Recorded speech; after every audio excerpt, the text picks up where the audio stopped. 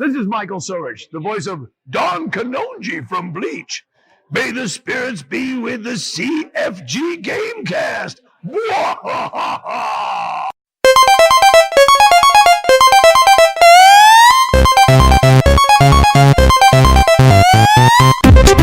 Welcome to the CFG Gamecast, episode number 26, a weekly podcast created by gamers and streamers alike to discuss the latest gaming topics from the previous week.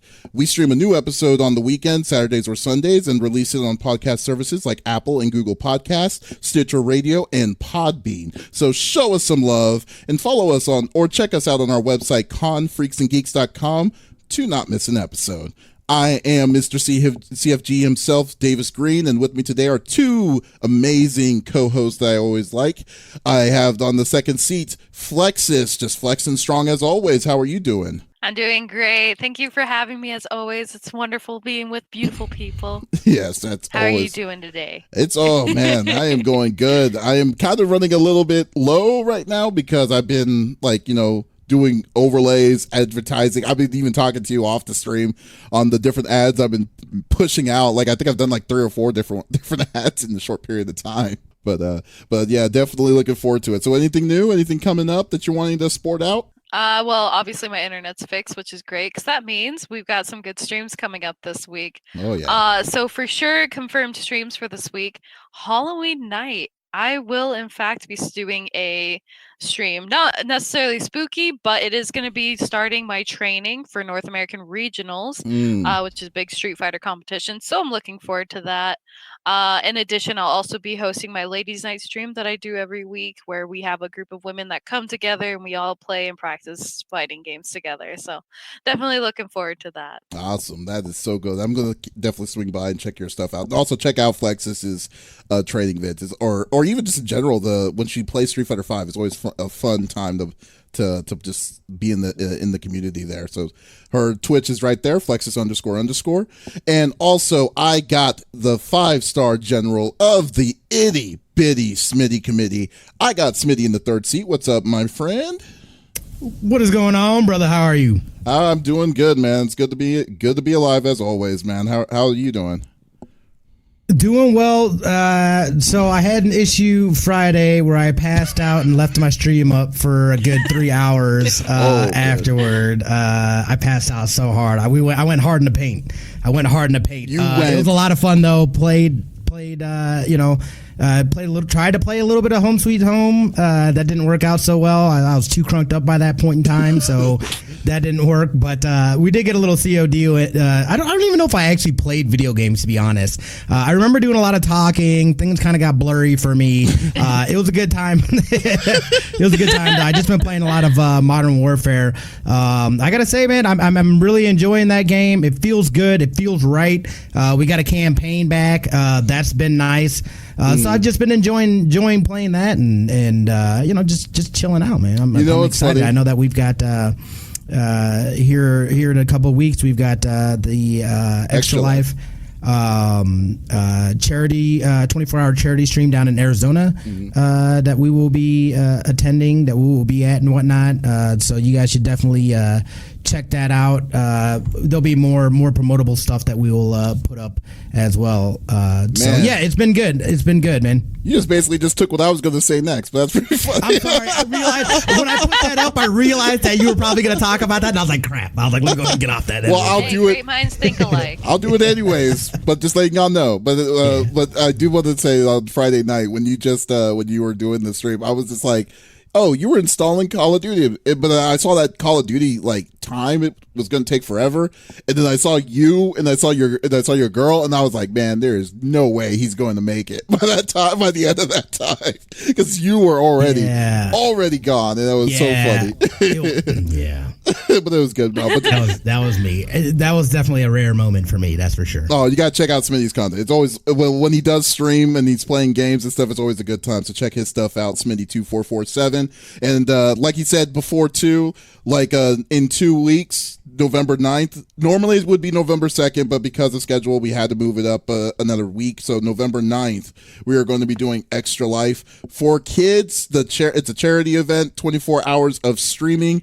We're going to be doing it on this channel, on the CFG Games, so always definitely stop by. We're going to have a set of different kinds of activities for everybody. Our goal is $3,000, so we are currently about a little bit over a quarter of the way now. I think we're almost at 1,300 right now, so thank you for that. And we're definitely going to be everyone, Smitty, Flexiss, the whole CFG Games crew, as well as some other special guests will be there. So definitely stop by and just to have some fun with us. Also donate if you can, $1, $400, $3,000, whatever. But thank you so much. But anyways, let's get down to it. We're done with the upselling. There we go. That'd be better. That's a better way of saying it. So, but anyways, each of us will choose a new topic of discussion within video games from the previous week. The topic would or could be about a specific game or something that happened in the gaming industry itself. And we don't want to just talk about it amongst ourselves. We want the whole the group of people that's listening to it to be a part of the show too. So if you have a question or if you have a statement, don't hesitate to put something inside the chat. Smitty will pick it up, and if it's cool, we're going to put it into our show too, and then we'll give you props on it too. Give yourself a pat on the back when you do. But anyways, you can always do that anytime, and let's get to it. So I guess this is my turn to be number one. I've been waiting. I've been hyping it up. I know some people I've been talking to was wanting to see what the opinions were for this, but let me kind of give a little bit of a picture here. We are all streamers. We are all gamers. And the one thing that we all unanimously agree on is that microtransactions suck inside games, right? Or the level of paywalls suck in the game. I won't say microtransactions itself because it's a huge thing. And with that being said, we thought that the monster of it was EA. And we knew because of their aggressive microtransaction rules that they put in all their games is what made it not fun to or supportive in the gaming community. And we thought, oh, okay, EA, it can't be anything worse that will get as bad as what EA does. Well, kind of happened this week again, but this time it isn't EA. It is it was Bethesda that decided to say, well, we'll see about that. We'll see if we can hit that limit too. So Bethesda, of all people, decided to say, hey, we're going to do a monthly plan for a game that was already kind of was not in a really good light of sources. So Bethesda decided to do a monthly plan for their game Fallout 76. So they pay of either $13 a month for monthly, or a 12-month subscription for $100 for $99. So theoretically, you're paying a little less, but at the same time, you're paying nonetheless. What this did was that this was going to allow a player to it's going to allow you to have a private server with you and maybe, I believe it was 8 of your friends, and give you a private server access to the game, as well as giving you unlimited spots inside your item crate. So this was going to, so they were like, oh, you could do this for a paid service. But guess what? If you don't know Bethesda and their nice rules of gaming, or basically streaming or of game source, it's not working. It doesn't work. It didn't work the way that you were wanting it originally. So basically, there was a bug that they've seen that was eating people's items and equipment that was being put inside the crate. So people were losing those items itself. And as for the private servers, they're not really private. What they basically was saying was that if you were in the person's friends list, they would give you, you would also have access if you were playing Fallout 76 to be a part of their server regardless. They could just go in without you knowing. And to add a little bit of a cherry on top, let's say theoretically the owner of that server decides to leave, it's going to reset everything. So that means that the game that you were playing, that you didn't save on, anyone that was a part of it will not keep that stuff that happened, or the progression that happened. It will be removed. So it's not more like a private server, but more like a private session as for that, which what made it even worse. So, and what's even worse about all of this is that it feels that they are punishing the people of their community that decided to stick it through for 76 to with these kind of these weird paywalls that were once free, especially the biggest ones with customize how PC people have customized like things that they have, like what you could have done on Skyrim. There was a community in itself that was free that allowed you to do it for free. To be behind one of these kind of levels of paywalls that you have to pay to do the same kind of service. Okay. So that's basically the thing that's happened with it. For me, I was like, you have got to be out of your flipping mind to think that this was going to be like, this was a good idea. Like, y'all openly thought that this was a good idea.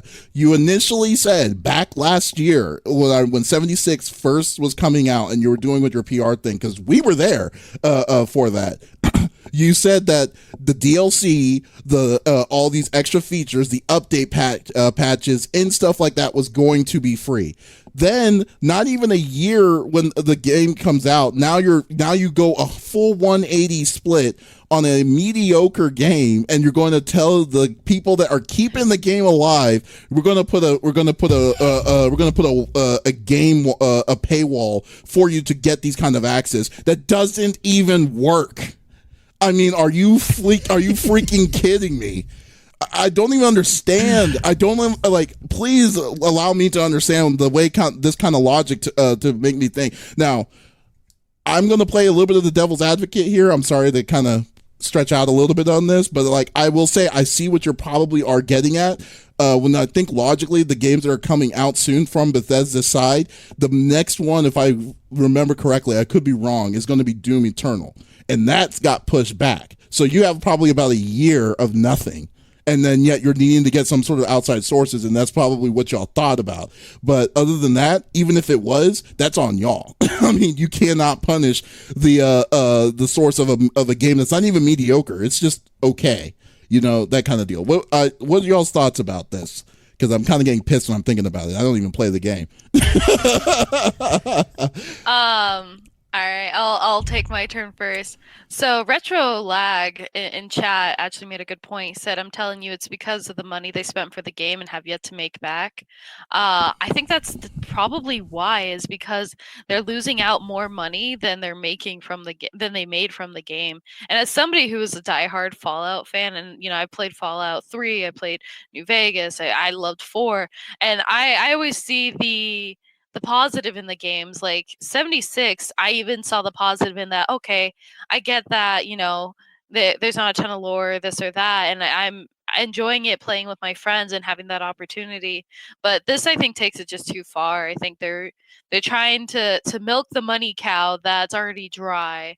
And really, we've seen this time and time again with multiple gaming creators, and we're just seeing like they don't have the best, or they don't have the gamers' interest in mind. They only have their own pockets and their own investors in mind when they're doing things like this. And so it's very much to like, they're going back on what they're saying, and it's going to be the ultimate downfall, and we're just going to see a game that's going to continue to fail and fail and fail. And I wouldn't even be surprised if we're going to eventually see that game become free to play, but with microtransactions and paywalls and things like that, because of how much they're already losing out and how severe the lack of funds is, I should say, or like the lack of playing is. Okay, so I'm sorry, before you go, I do agree with what you say, but at the same time, when a game like that is in the cusp of not being fully successful, or it's not successful from what they were coming at, you don't want to be more aggressive about that. The next step would be you make it free to play, then you make it a full microtransaction game.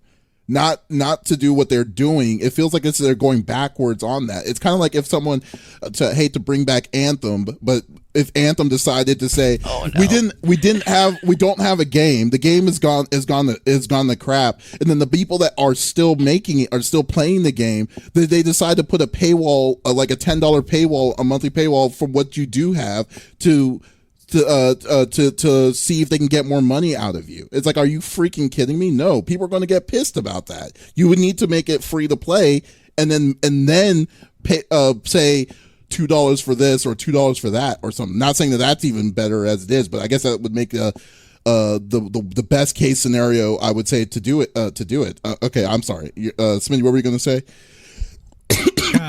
Yeah, so as far as with Fallout 76, again, I've never even played a full Fallout game. I started playing Fallout 3. However, I remember when talks came out about this, they I know that there were a lot of people that were upset, and I was like, oh, that kind of sounds interesting. It's like, maybe I'll go all in, but like it wasn't like more than a couple of weeks, and I started hearing more stuff about it and seeing more stuff in the news about it, and I was like, this sounds terrible. Like I was like, let me back out of this. And to be honest, and I think I can't. What's the dude's name that Bridges? Not Bridges. Who's the guy that's always on all the conferences and he's the main main dude, the CEO.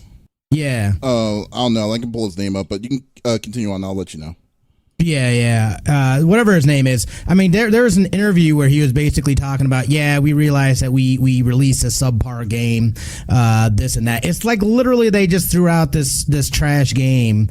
I don't know why, but then they're coming in with these insults to injuries. They said, we're going to come back on the back end. Like they made all these changes. Then they said, we're going to come back on the back end, give you a paywall to be able to play this game that is already struggling to hold an audience, and the people that have stuck with it, I mean, what a slap in the face to them. Yeah. Like for real, dude. Like what a slap in the face to them. I would be so pissed.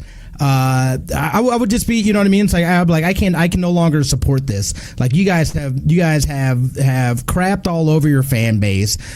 You basically admitted to putting out a subpar game, and then you're gonna throw extra transactions and this and that, and then you got some weird bugs. You got weird bugs in the game. It's like, what do you like?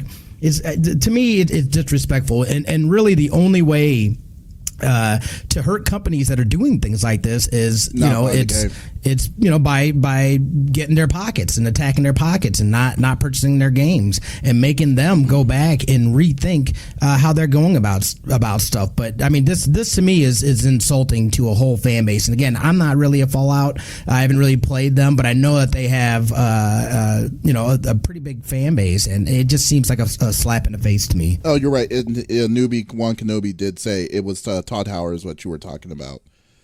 So yeah. Yep. No, yeah, you're totally right. But I just think at a realistic level, we're never going to get to something to that level because there's too many gamers out there. There's too many people that are buying games for their kids. I'm not saying it's a bad thing. I'm just saying that's what it is. But it's just that like, and especially the name alone. I mean, look at Star Wars. Star Wars has probably been the worst IP that has gotten screwed out of anything throughout its time with EA. It's just that the name carries weight in itself in its name. That people, it doesn't matter what kind of game you're getting out of it. It's a Star Wars game, and people are curious. Even for the small bit of the Fallen Order, I'm definitely getting that game, but I'm not getting it day one because I'm more worried about like how EA is going to be like how strong what we're going to expect from an EA game. Even though this is the people that made Apex Legends and stuff, but like overall, I just think that like I think the most angriest thing that makes me mad, and it's funny because I'm too. I've only played maybe 2 hours at max of Fallout 76, and I was like, nope, I'd rather play an individual story from it. But the thing that really just makes me angry about this is the fact that you made a plan to do a paid service, and then the service that you're giving people is utter crap. Like, I mean, like you can't even get your servers working correctly. I mean, that is the most important thing that you got to do. Like for a game that is dependent on internet connection, and you're telling me that you can't even get your servers in order to make only 8 private people on your deal to do that, and then you can't do that? Are you joking? Like, there's no excuse. There's absolutely no excuse on this. Like, this is the worst. This is literally the worst thing that I've ever seen a company have done to roll out on itself, to just say, oh, we need your money, but here's the service, and try to justify it. Like they need, and they have been silent for this long time, this whole time about this. They just let this roll out. I'm assuming there's going to be something, but still, I mean, I'm sorry. This is just amazing to me that this has gone out. Just wow. I mean, it doesn't surprise me anymore, man. I was going to say, we can talk too about, obviously there's multiple fans that are outraged, and there was even one guy, I don't remember his name, but it was a gentleman that bought one of their domains for, I believe I read the article, and it said $27. He bought one of Fallout's domains that Fallout was going to use for some future content for that service. And he said that he's not going to get it. He's more than happy to give up the domain, but only if he has the opportunity to sit down with the creator, the creative director, the creator or something of the game to discuss discuss the direction of where it's going and where it can improve, and what the fan base is experiencing because of it. So I thought that was funny, because clearly we're the three of us aren't the only ones outraged by this. There's people that are across the states, and I'm sure the world, that are also feeling the impact of Bethesda's decision. And it's so much to a point where this guy bought a domain right out from underneath the noses of Bethesda. Yeah, I have to give a prop on that. Yeah.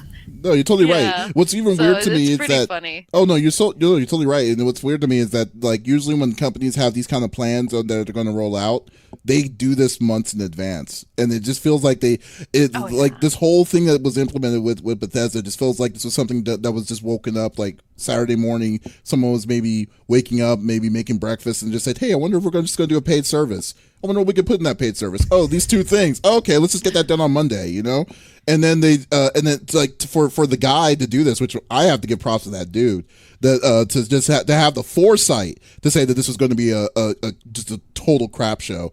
That I was like, man, that is major props to you on that, and just beat it to the punch first on that. Even the title log, when they call it Fallout 76 first, that doesn't even make sense to me. It's like, what is that? What is that supposed to mean? Yeah. So, but anyways, no, you're totally right. Because and I would suggest, let me see if I can. I think we should link that website, that webpage, because that is it's funny about how the guy pretty much put out the good the full rage about what the community is experiencing on this. So I will I'll definitely do this. Let me see if I can find it. And then it was legit. Let me see. I don't know. I'll find it. Yeah, I'll find it later, and will post it. I'll post the link inside the chat. But if y'all need to do it, and it's funny because I know, like I said, I am not a part of the community, and I feel that I feel the anger. I am just more angry on the fact that they let this happen. As a gamer, or just in general, just I don't like it when people get screwed. And if someone did buy that, that's on them. I mean, if that person that did get it, that is definitely on them to think otherwise on it. But this makes me to a point where it's I don't know if I want to get Bethesda's IP title. We've already know that Obsidian did a great job with the Other Worlds. That is just an amazing world. I would definitely suggest, if you love those old school Fallout games, to get that game, because they've done a lot of things perfect on that. But man, I don't know. I don't know about this anymore. This totally puts a bad taste in my mouth for if Elder Scrolls 6 ever comes out, So I don't know, but we'll see. I know it's 25 minutes in. Let's stop. let's stop on this kind of deal with this. But thanks for the conversation on that. Smitty, let's go with you. You're the second one. What do you have to bring to the table? Yay, we are going with me. So I knew this was coming, and I think I talked about this here a little while ago. But it has officially been leaked as of today that Overwatch 2 is going to be a thing. It's going to be announced at BlizzCon this coming up weekend. I knew this was coming, and there's some details about it because it seemed weird to me. I was like, well, why would you bring this out now? Your Overwatch is still pretty popular. There's a competitive scene. Everything is cool as far as with that. But this one, they're saying that this one is going to focus more on the PvE experience with new game modes, maps, heroes, PvE features, and revised hero abilities.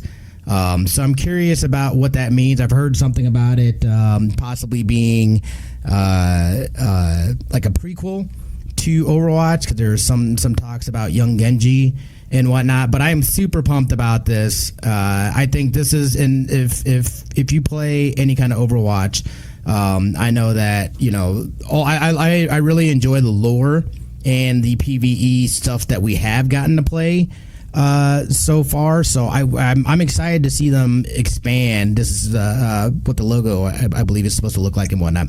But I'm excited to see them kind of expand and get deeper into the lore. And give people and give players a different experience other than just the MOBA-esque PvP. So I think this is going to be hot. I've been waiting for this. I'm excited for the official announcement, which should come this weekend over at BlizzCon. But I'm excited to see exactly what it entails. I read an article as well, and I believe that they are going to be. I think the Hero 32 is said something about Hero 32 is going to be Echo, which we were introduced when we met Ash. So that's super exciting. I can't wait to see. Is she going to be defense? Is she going to be DPS? Tanky, I don't know. So I'm excited. It's always nice to get those new characters and then see how they actually play into the whole storyline and into the lore of that world. So Overwatch 2, it looks like it's like legit going to be a thing. So we'll have to see exactly what it's all about. We'll find out this coming up weekend. What are your guys' thoughts on that? Is it something you guys are interested in? Something you might pick up? I'm sorry. You go for it, Flex. You're more Overwatch than I am. Oh, so I'm gonna start by saying one thing. Overwatch is my favorite video game. Out of all the video games I could experience, even Street Fighter, Overwatch is my favorite video game. So I've been very hype about this for quite a while, especially when they were dropping little hints and stuff like that. And part of why I love the game is because I love how rich, or like how much lore the game has. It's rich with lore and characters and the background of these characters and stuff like that. And it really develops like a world that's so intricate. And that's part of why I'm really excited for the idea of Overwatch 2 having PvE. I'd love to see some kind of RPG-esque like storyline take place where we could really delve into that lore a lot more and we can get to know the characters, and I'm excited for it. I really am. I can only hope for the best. Expect the worst, hope for the best kind of deal. But I think it's an interesting take because you're still going to have your competitive scene with the first Overwatch. You're still going to have Overwatch League. It doesn't take away from the first game.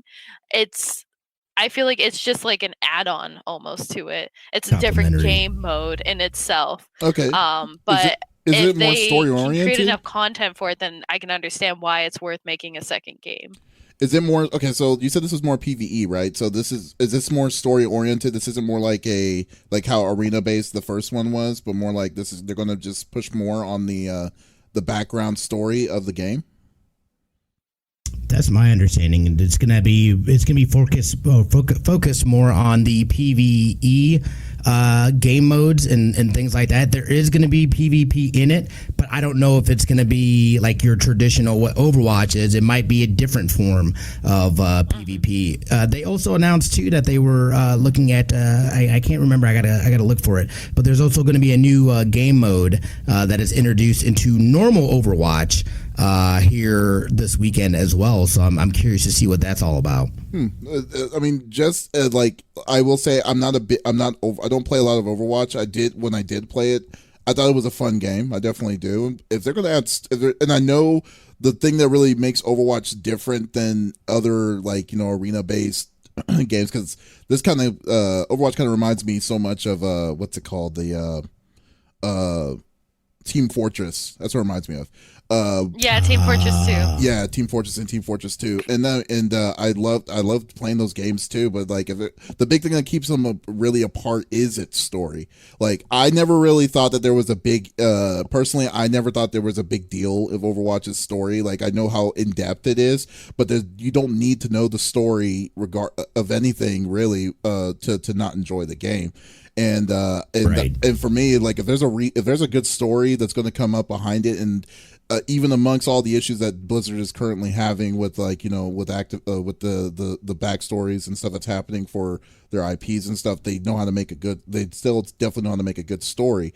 But that kind of does give me a little bit of interest in it, and makes me I do want to try it. I think the idea of them to pursue more of their backstory is a really good move for the series as a whole, because I know Overwatch originally was an accident. It wasn't this was supposed to be the replacement of supposed to be an MMO push with for the thing that was supposed to be the replacement for WoW originally. That's why the engine was made. But so, like, for him to be its own, make a whole stand on its own, and for them to push more on the lore of the story, between the two different factions that were introduced, I mean, that's more power to them. I just really want to know how they're going to implement it. The big questions are, like, is it going to be, like, how the style? It makes me kind of hyped to see what style they're going to go with. If it's going to be co-op story, the different kinds of modes. So yeah, we'll see. I guess we'll have to wait till BlizzCon and see what's going to happen. Yeah, we'll find out next weekend. It's exciting. Yeah, were you all planning on going to BlizzCon or at all? Oh no. No. I don't know. Yeah, well, dude, no, I didn't even know when it was, which I feel bad because you think I would. No, I'm going to a concert. I think because it's funny, because last year at BlizzCon, isn't that when they announced what was it, Diablo Immortals? Is that what the Immortals? Oh, like the big announcement, the mobile one. That was so bad. Yeah, and everybody was like really salty about it. I love the question. The guy, rightfully so. Yeah. I think. Hopefully they learn their lesson from that and don't try to shove something down people's throats that they don't really want. You know what I mean? I have no problem for them to say Diablo. If they wanted to make a Diablo on the mobile game, let them do it. But the way they put it on the crowd is just a total disconnection between your fans and your so-and-so. You could have just easily have just released it on mobile, and no one would have been, oh, cool, you released a Diablo on mobile, and then no one would have cared. But you decided to put it as one of, like, a pillar of it's like your major event to people who don't care about mobile, and then just say, okay, hey, look at this, guys, we got the same game, but this time it's going to be on mobile. You can play it on your phone, and everyone's like, what? It's like, who cares? You know? Yeah. I mean, come on. But I don't know. That was crazy. Yeah. That was crazy how they thought that was going to play off well. In any scenario. You know what? It just doesn't, dude. Like, it just doesn't. And not only that, but then you save that for the last thing to talk about. Oh, yeah. Get out of my face, dude. Yeah. Yeah. That's supposed to be the big reveal, and that's what you got for me? Like, come on, man. I love that. Everyone was so hyped. They were thinking Diablo 4. I was hoping Diablo 4. I was hoping for so much of that stuff, but especially when they were pushing all of this. And then they were like, oh, you know about Diablo, the game that everyone's been wanting to play and still waiting for updates on Diablo 3. Yeah, guess what? You can play Diablo, but this time mobile for. It's like, okay. It would have been better if they said, hey, we got Diablo. It's back in POG form, if anyone remembers that. So, right. I mean, come on. Jeez, man. I don't know. But we'll see. If they do the same thing with Overwatch 2, that would be hilarious. It will be like, hey, Overwatch 2, you can play on iOS and on your Apple phone now. Right. Oh, my. So salty. Oh, man. I can't wait till that day comes, Smitty, when that happens. I mean, I thought it was kind of weird that that they did. I mean, it's not weird, I guess, but like I have no like Overwatch for Switch. Like, I have no desire to even try that out. That seems like it would feel weird. I mean, I guess if you had the controller and stuff like that, it would be fine. But it's like, nah, I'm good on that. We'll see. We'll see what they do, with the Overwatch 2. It's exciting. I can't wait to see it. That's the thing that I'm excited about. as far as with that at BlizzCon. It's just getting more details, getting some legit details. Swag when might it'll be coming out, hopefully we'll get that information. Yeah, Swagmite 3000 Yeah, says, I'm looking forward to the announcement. Oh yeah, Swagmite 3000 says I've waited 5 years for Diablo sequel. They need to bring crossplay, and I definitely agree. Crossplay is a big one. But as for Diablo, yeah, I don't know what the heck y'all are on with it of just pushing back. There is a 4. I am pretty convinced because I mean, Activision or what's called Blizzard does keep a really good eye on their fans towards it. There has to be some sort of level of development. Last year there was a last minute decision on a new area inside BlizzCon to not be used because people were anticipating it to be the announcement of Diablo 4. I could neither confirm or deny if there was and I don't want to say that it's a possibility, but it could have been there. You know, I don't know, but they have to be making something like that. To 5 years on that in that IP is just crazy. I mean, but we are kind of diverting, but still. I think I think you're right though, dude. I think that's something that people are anticipating them talking about this year is Diablo 4. Yeah. So I think and I think you're right though. From last year, I think that was something that they originally wanted to talk about, but then I don't know, something must not have been ready. And they pulled it. I think they pulled it last minute. Because there's no way, dude. There's no way the mobile thing was supposed to be the last thing that they were talking about. You know what I mean? These people aren't stupid. They know how this stuff works, and you always save the best for last. You know it. And if you're listening to what your fan base is saying and whatnot, something must have gone, wrong for them to have to last minute pull it, and then whoever made the decision to make Diablo the mobile game the last thing. That's another thing though too. Oh man, that's a resume generator. Well, here's another thing. Like, is Diablo Immortal even out? Like, that's the one. Like, I want to know. Like, was it worth it? Like, can you get it online? I don't even know. I don't even check in the game section on the deal. I think I forgot about it after they announced it. Yeah, because that's how unimpressionable it was. It was completely unimpressionable. Not only that, but then they said, "Well, everybody's got a phone." Yeah, well, that doesn't mean I want to play games on it. Get out of my face, dude. You forgot the second part of that answer of what you just said. It's like, yeah, you're right. Everyone does have a phone. You know what? Everyone also has a lot of things that they use for particular things, but they don't use them every day for something completely different. We could do it for this, but we don't have to. I mean, Jesus. Anyways, I don't know. It's like we're talking to like a child with that kind of logic. It's so ridiculous. All right, that's cool. We're looking forward to Overwatch 2. I think we can all unanimously agree with that. I'm not as hyped with both of y'all, but I do. I mean, we are. The hype is there, though, right? It is. Yeah, absolutely. If we do, we all got to play. Oh hell yeah! And and then maybe try to convince Smitty to do it on Stadia. But anyways, let's go with Flexiss. All right. Let's go with Flexiss. What do you have on the table? I'll move us on along. Okay. All right. Here we go. So we're all familiar with toxic people in online gaming, regardless of what game you play or what community you're from. Now, what if I told you that there could be an artificial intelligence that would be able to determine and potentially ban toxic players? That is just what a team did. The AI called Minerva, and it's built by a team at online gaming platform Faceit, which organized 2018 CSGO London Major, in collaboration with Google Cloud and Jigsaw, a Google tech incubator. Minerva started examining CSGO chat messages around August, and in the first month and a half marked 7 million messages as toxic, issued 90,000 warnings, and banned 20,000 players. Jeez. In retrospect, this may not seem like a significant amount considering there are over 640,000 people still playing CSGO regularly.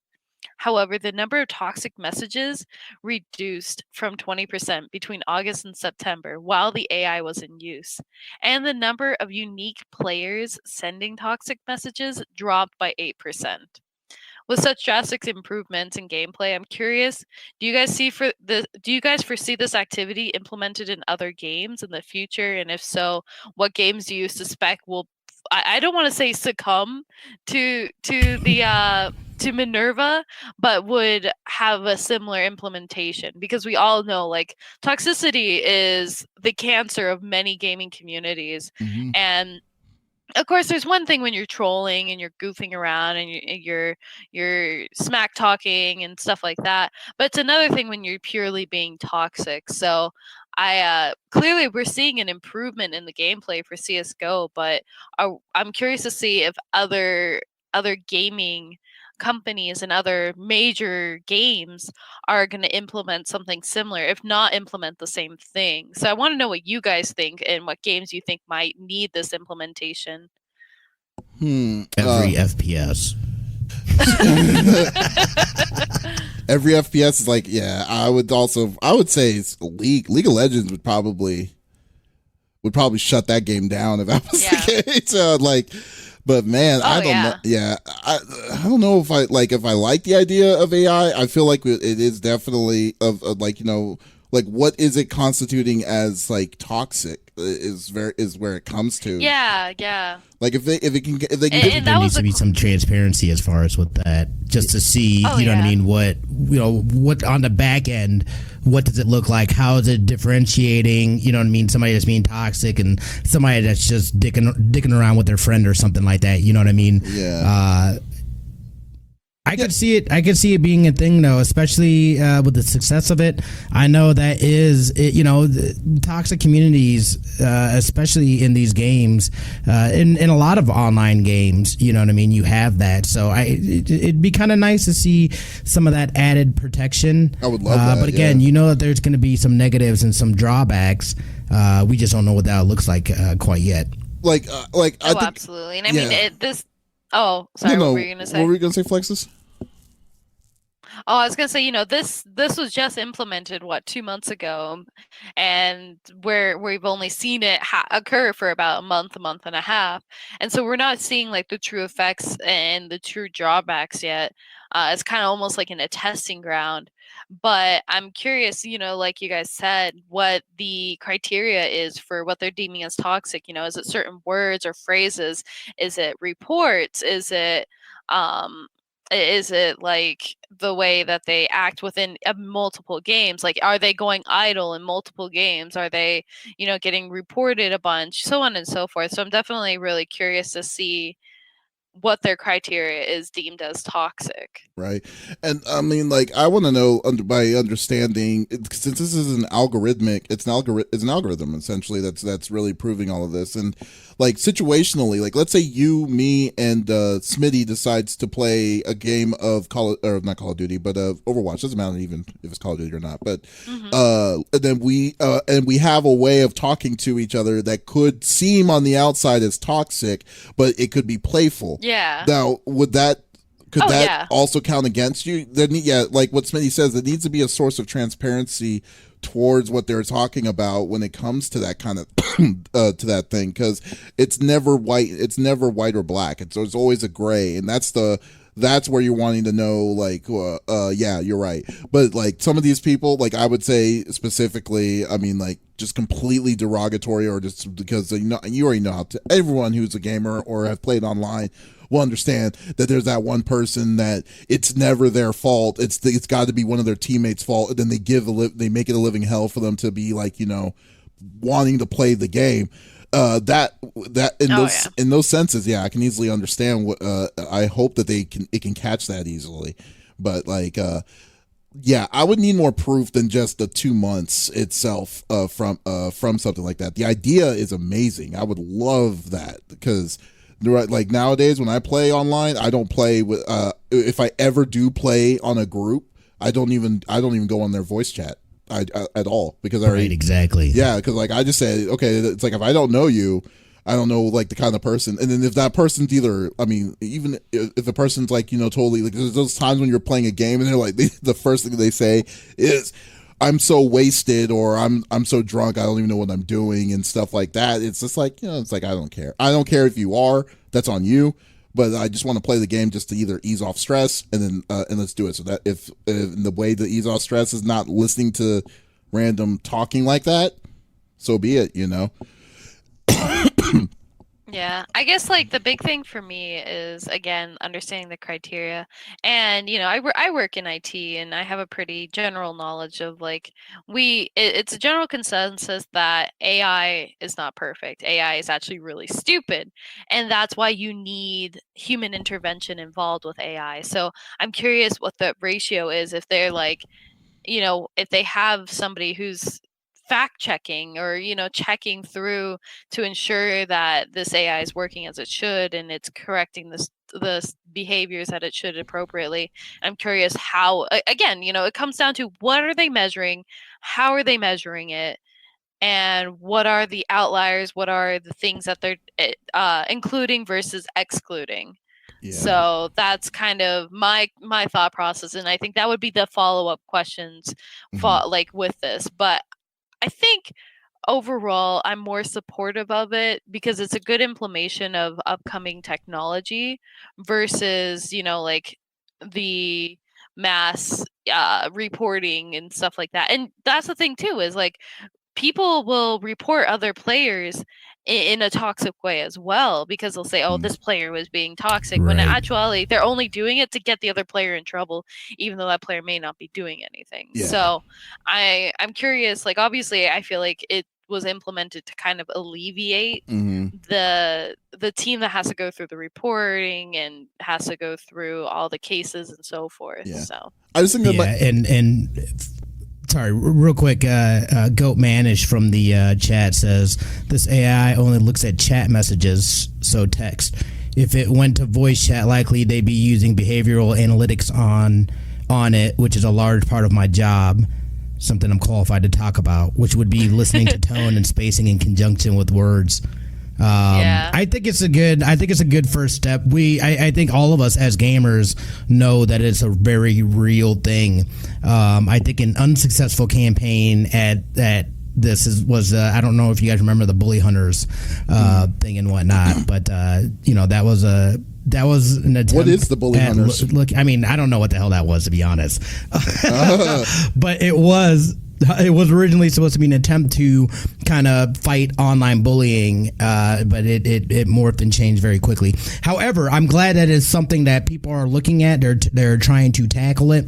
You know what I mean? And I think you're right. It does give that relief to that team of people that are having to go through reports and stuff like that. They have a little complimentary system then that would go in and do something about it.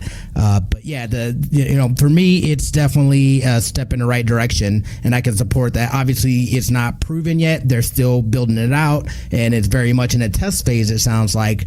But think here in a couple years, that could be, you know what I mean? Like that could be implemented in every game that comes out. I think it's a great idea. It's GameSpy 2.0. It's going to come out. It's going to come back out as its own individual server, just to be like all it's going to do is that's all it does is just you're trolling too much. You're going to get banned. So so I guess they're using Counter-Strike as like a test as a like a petri dish to test this out on text-based chats to see how good it does to ban. And that's what's happening right now. Just wanted to be sure. Okay. Wow. That is. From my understanding, yeah. Okay. That is so crazy. And by the way, I am interested in this Bully Hunter. So if anyone knows that inside the chat, please put it down. And when we're done, I would love to read it because Do you not know that? Do you not know that whole shit, dude? I don't know. I'm surprised I don't know this. Man. How long ago was this? Swear jar. Oh, dude, I got deep within that. 'Cause I remember seeing it. This is when I still worked at the station, and I remember seeing something about it. And I was like, oh, that's a great idea. You know what I mean? I was like, let me go and do a little research and look, and went on to Twitter. And man, I gotta say, it completely imploded. That might be cause I'm not, you know what I mean? I'm not trying to spill any tea or anything, but yeah, there are names and people and stuff. Ooh, that's definitely a conversation we should have, though. Okay, yeah, definitely. But that sounds awesome. But man, okay, but I mean, I think I agree. This is definitely a good first step. This is definitely that is well needed. It sucks to say that it is needed, but dude, you just can't assume that people have the same kind of intentions that you do when you're playing these games. Some people are loving the troll. Some people really love the docs. So I can easily easily understand the need of this kind of technology. But the big thing is that they got to be people just have to be transparent about it, because if you're not, Oh, absolutely. yeah, because they're like, to have that kind of level of power to do this what it's needing to be done, you can't put your whole faith in a computer algorithm to do it. And eventually it is text, but eventually it will try the next step. The next logical step is going to be chatting, like voice chat and different kinds of things like that. So yeah, I'm totally for it. And it seems, though, like you said, with the numerical data that you had, what you said, 600,000 people actively playing Counter-Strike, and out of the 600,000, they gave out about 100,000 on the warning, and out of the 100,000, 20,000 on the ban. It seems just, I don't know it's impossible to know case by case, but it seems like that's pretty fair. Fair, like size wise, it's not that much relatively. Out of the 600,000, people had their chances, and then they still got banned. I'm assuming there's going to be those weird ones that'll be like, hey, I didn't mean it by that way. There's always going to be some sort of level of mistake, but Yeah. it seems very fair for the most part, just by that. But off of the surface, but we'll see. But yeah, we'll definitely see. I think that'll be cool technology. Well, what about you, Flexiss? Was there a game specifically in mind that you think that would definitely need this? All right. So when I think of like game chat and things like that, and I think games that really need it, I think of League of Legends. Oh yeah, that's what I said. Yep, because League is known, it's notorious for toxic game chat and toxic gameplay. So I would say the next step, or the next community I'd like to see this implemented with, would be something like League of Legends, because League of Legends is primarily all like text-based. Sorry, I'm playing with my hair clip. It's all text-based chat for the most part, and so that would be the next step I'd like to see, is something implemented similar to that. And I mean, again, drawing back the numbers, like 7 million messages were considered toxic in the span of a month and a half. But out of those 7 million messages, only 90,000 warnings were submitted, and only 20,000 players were banned. So it kind of shows you that like they are meticulous in determining who's getting a warning and who's getting banned. So it's not like you're just getting banned outright. You're not getting Thanos snapped out of a game's existence. Right. You're given the opportunity to correct your behavior, and I'm sure they have ways and implementations to argue a case if it like unfairly deems you as being toxic. So, but again, that comes back to the whole point, in case that, well, what is this engine determining to be toxic? What is it determining to what are the criteria, parameters? Yeah. But yeah, I think League of Legends would be the next good option. Shoot, League of Legends, right. League of Legends in general, I just even imagine, like, they say that's a good ratio, but I think once it hits League of Legends, we're going to see like maybe 80% of the fan base just disappear for a brief moment. That's just going to end up happening. Oh no! Yeah, it is such a bad, man. Like, I remember when I tried playing it so long ago, I was like, okay, I just started playing it, and then you had to play. I think it was like 5 or 10 matches with bots and stuff, and then like the second that you go and meet a new player, they are expecting you to know everything about like what you're doing, and then it's like it's like, I don't know, man. I literally just picked this up last week. Give me some place to breathe, and then you make a mistake, and you're not going to hear the end of it until the end of the match and stuff. So no, yeah, I hate playing games like that. Yeah, that game was done. I tried to play for a good 6 or 7 months. I didn't play ranked because I just didn't feel confident on my skill, but but no, League of Legends is definitely in need of something like that. So that's cool.